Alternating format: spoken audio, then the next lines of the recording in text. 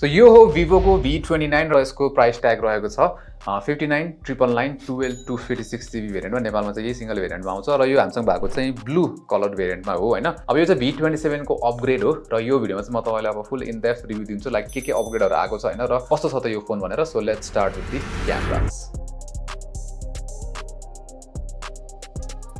So अब क्यामेराको कुरा गर्दाखेरि चाहिँ यसपालि चाहिँ अर्को सेन्सरमा चेन्ज भएको छ हैन। सो पहिला चाहिँ मेन सेन्सर चाहिँ सोनीको IMX766V सेन्सर थियो भने यसपालि चाहिँ स्यामसङको सेन्सर युज गरिरहेको छ 50 मेगापिक्सलको विथ OIS। त्यसैगरी जुन अल्ट्रा वाइड छ त्यो चाहिँ चेन्ज भएको छैन, 8 मेगापिक्सलको अल्ट्रा वाइड एंगल सेन्सर छ र अर्को चाहिँ 2 मेगापिक्सलको चाहिँ मोनोक्रोम सेन्सर छ। त्यसैगरी अगाडिपट्टि यहाँ चाहिँ अगाडि हामीले 50 मेगापिक्सलको स्यामसङको GN1 सेन्सर पाउँछौँ। राइट, सो यसपालि चाहिँ जुन अरा लाइट सिस्टम छ त्यसमा नि अपग्रेड चाहिँ आएको छ है। सो म तपाईलाई यहाँ देखाइदिन्छु। सो अरा लाइट अन गरे भने चाहिँ यसपालि चाहिँ पहिला पनि थियो अरा लाइट हैन, तर यसपालि चाहिँ के छ भन्दाखेरि यसरी हामीले टेम्परेचर चेन्ज गर्न मिल्छ कि यो लाइट है। सो अलिकति येलोइश खाले दिन मिल्छ अथवा यो चाहिँ रेड खाले दिन मिल्छ। सो यो चाहिँ हामीले लो लाइट पोर्ट्रेट फोटोजहरु खिच्दाखेरि चाहिँ लाइक अति नै युजफुल छ कि। सो मैले हैन लाइक स्याम्पल्सहरु चाहिँ खिचेको तीनटा पोइन्ट। सो फर्स्टमा चाहिँ अफ गरेर अनि त्यसपछि फेरि अरा लाइट अन हैन व्हाइटमा राखेर त्यसपछि येलो अनि त्यसपछि रेडमा है। सो यो हामीले खिचेको फोटोजहरुमा हेर्नु भयो भने चाहिँ तपाईले हुन्छ नि ठ्याक्क यो पहिला सुरु नर्मलमा चाहिँ अब त्यस्तो केही पनि छैन हैन, तर राम्रो पोर्ट्रेट फोटो छ। त्यसैगरी व्हाइट राख्दाखेरि चाहिँ अरा लाइटले चाहिँ मेरो फेसमा चाहिँ अलिकति हुन्छ नि लाइट फिल गरेको जस्तो देखिन्छ है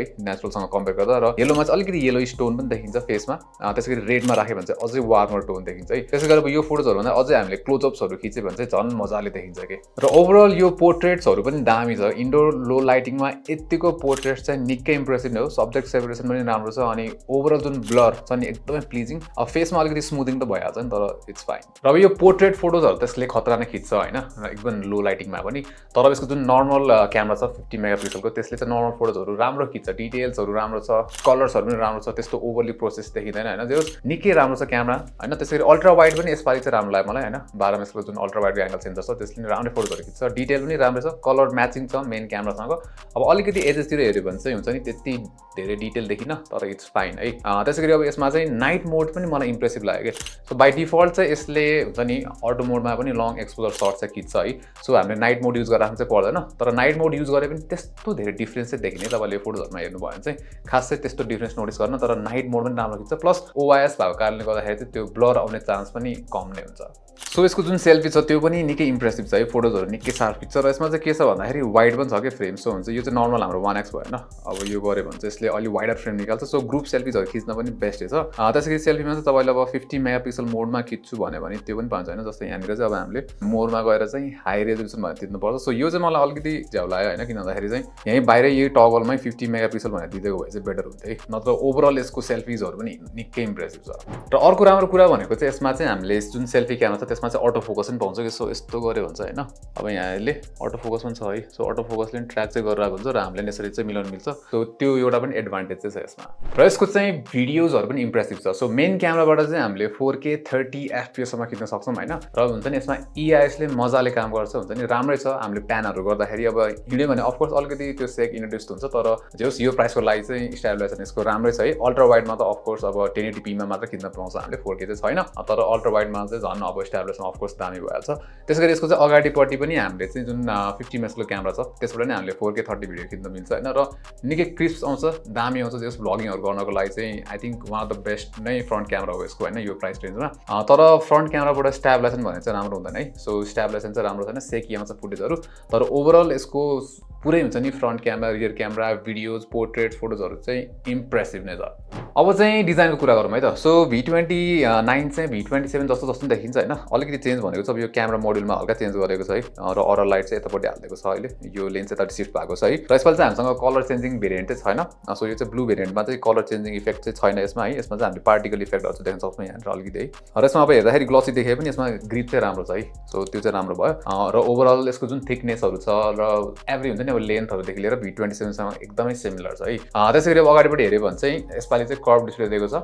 कर्भ डिस्प्ले भएको कारणले गर्दाखेरि बेजल्सहरु निकै स्लिम छ है। सो तलपट्टि हाम्रो चिनमा भयो ओभरअल बेजल्स निकै कम छ र अगाडिपट्टि होल पञ्च भइहाल्यो हैन। सो जस डिजाइन वाइज राम्रो छ। र अब यतापट्टि चाहिँ हामीले यसमा V27 जसरी नै सिंगल स्पिकर नै पाउँछौं हैन।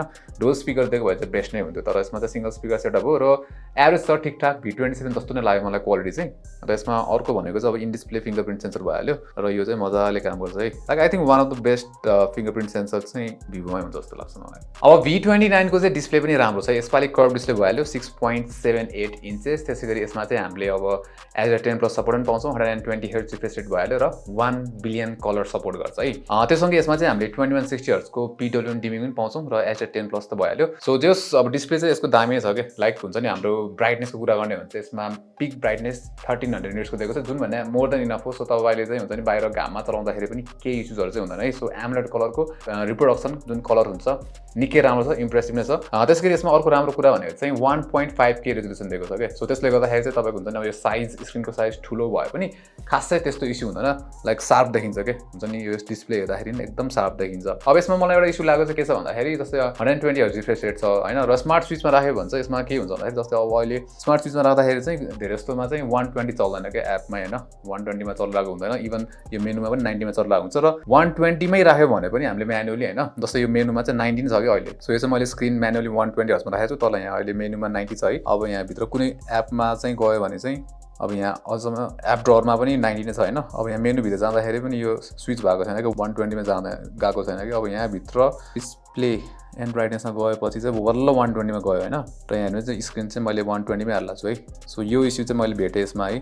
अब एपभित्र गयो भने चाहिँ फेरि कहिलेकाहीँ 90, लाइक यो इमिडिएट स्विच हुने चाहिँ यसको त्यति राम्रो छैन जस्तो। ल 120मा छ भने चाहिँ 120मा फोर्स हुनुपर्ने हो नि त, यो 90मै चल्ला खायो अहिले। अब कहिलेकाहीँ चाहिँ फेरि 120मा चल्ला हुन्छ। सो यो चाहिँ अब मेबी सफ्टवेयर इस्यु हुनसक्छ होइन। सो यो एउटा इस्यु चाहिँ भेटेको छु मैले यसमा।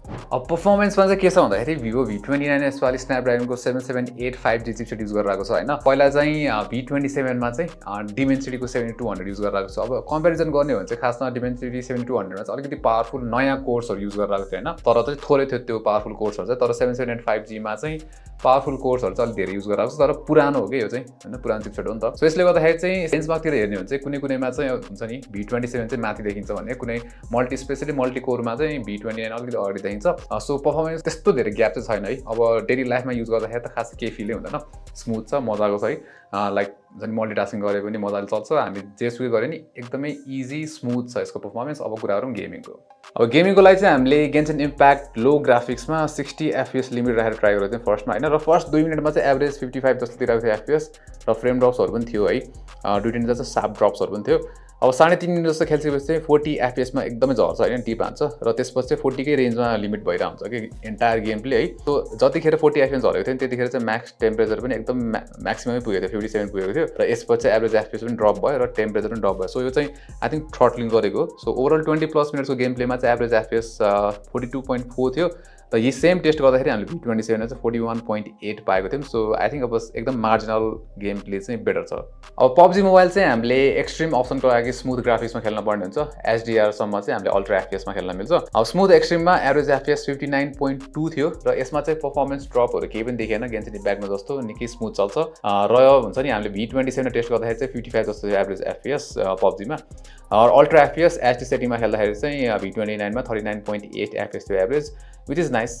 सो V29 को चाहिँ गेमिङ राम्रै छ होइन, तर अब V27 भन्दा एकदम त्यस्तो अपग्रेड चाहिँ छैन भन्नै पर्दाखेरि, प्लस यो प्राइस रेन्जमा सबभन्दा बेस्ट गेमिङ पर्फर्मेन्स पनि दिँदैन यसले। ब्याट्री क्यापेसिटी चाहिँ यसको Vivo V27 जस्तो नै छ, 4600 mAh हो। त्यसै गरी यसमा चार्जिङ चाहिँ अपग्रेड भएर आएको छ। सो यसपालि चाहिँ हामीले 80 वाटको यसमा फास्ट चार्जिङ पाउँछौँ, र भिभोले क्लेम गरेको चाहिँ 18 मिनट्समा चाहिँ 50% चार्ज हुन्छ, र सेम नै हो, लाइक 50% चाहिँ एकदम छिटो हुन्छ यसमा 18 मिनट्स। त्यसै गरी फुल चार्ज गर्न चाहिँ लगभग 50 मिनट जस्तो लाग्छ, विच इज नाइस। अब चार्जिङ त यसको फास्ट छँदैछ होइन, र ब्याट्री पनि 4600 mAh भए पनि यसको अप्टिमाइजेसन चाहिँ राम्रो छ। त्यसले गर्दाखेरि चाहिँ तपाईँले एक दिनभन्दा बेसी चाहिँ चलाउन सक्नुहुन्छ, इभन हेभी नै युज गर्नुभयो भने पनि जे होस् एक दिन चाहिँ मजाले नै चल्छ। सो त्यस्तो इस्यु चाहिँ छैन ब्याट्रीमा, जे होस् ब्याट्री ब्याकअप राम्रै छ यसको। अब अपरेटिङ सिस्टम चाहिँ हामीले V29मा out of the box Android 13 पाउँछौँ, त्यसै गरी FontOS 13 नै हो यसमा भर्जन होइन। अब यसमा चाहिँ के छ भन्दाखेरि यसपालि अपग्रेड चाहिँ भिभोले चाहिँ 2 वर्षको चाहिँ OS अपग्रेड दिन्छु भनेर भनेको छ, त्यसै गरी 3 इयर्सको चाहिँ सेक्युरिटी अपडेट्स दिन्छु भनेर भनेको छ होइन। अब नट द बेस्ट लाइक 2 वर्षको है, एटलिस्ट आई थिङ्क अब चाहिँ 4 वर्षको चाहिँ दिनपर्छ जुन पनि ब्रान्ड्सहरूले। अब यसमा लाइक हुन्छ नि V29मा लाइक जुन FontOSहरू छ नि आजकल चाहिँ पहिलाभन्दा निकै नै इम्प्रुभ भइसक्यो। सो मैले अरू भिडियोजहरू पनि भनिसकेँ होइन, फिचर्स कस्टमाइजेसनको बारेमा त। सो अब यसमा चाहिँ म अलिकति विजेट्सहरूको बारेमा भन्छु। सो यो विजेट्सहरू छ नि लाइक निकै इन्टरेक्सन राम्रो गर्न मिल्छ यसमा। जस्तै अब हामीले यहाँ हेऱ्यो भने हुन्छ नि यो विजेट्सहरू चाहिँ निकै राम्रो छ कि, वेदरको विजेट्सहरू अब यहाँ यसरी हेर्न मिल्छ होइन, यहीँ नै इन्टरेक्ट गर्न मिल्छ नि।